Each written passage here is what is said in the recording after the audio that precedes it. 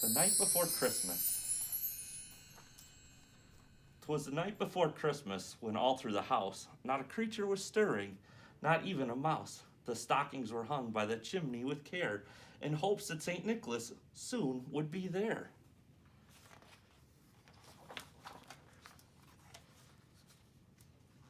The children were nestled all snug in their beds, while visions of sugar plums danced in their heads, and Mamma in her kerchief and I in my cap had just settled down for a long winter's nap.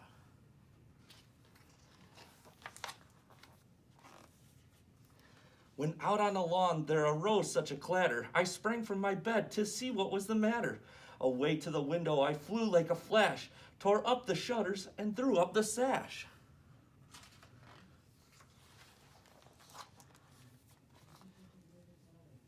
The moon on the breast of the new fallen snow gave the luster of midday to objects below, when what to my wondering eyes should appear but a miniature sleigh and 8 tiny reindeer.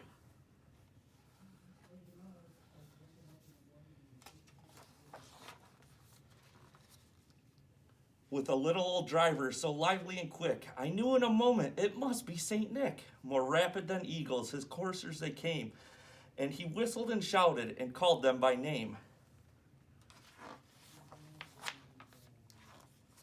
Now Dasher, now Dancer, now Prancer and Vixen, on Comet, on Cupid, on Donner and Blitzen, to the top of the porch, to the top of the wall. Now dash away, dash away, dash away all.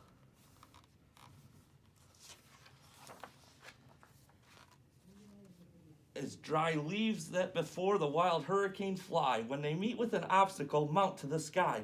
So up to the house top, of coursers they flew, with the sleigh full of toys, and St. Nicholas too.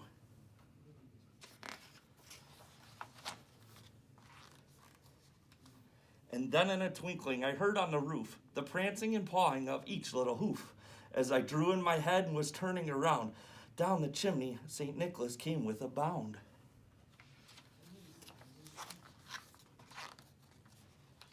He was dressed all in fur from his head to his foot, and his clothes were all tarnished with ashes and soot. A bundle of toys he had flung on his back, and he looked like a peddler just opening his pack.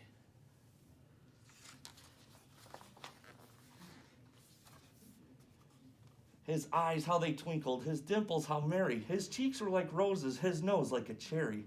His droll little mouth was drawn up like a bow, and the beard of his chin was white as the snow.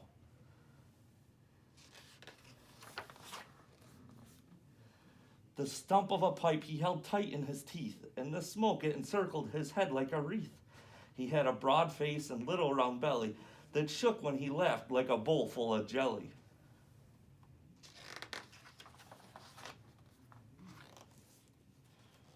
He was chubby and plump, a right jolly old elf, and I laughed when I saw him, in spite of myself.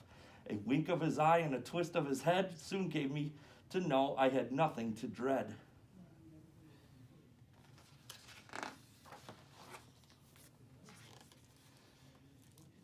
He spoke not a word, but went straight to his work, and filled all the stockings, then turned with a jerk, and laying his finger aside of his nose, and giving a nod, up the chimney he rose.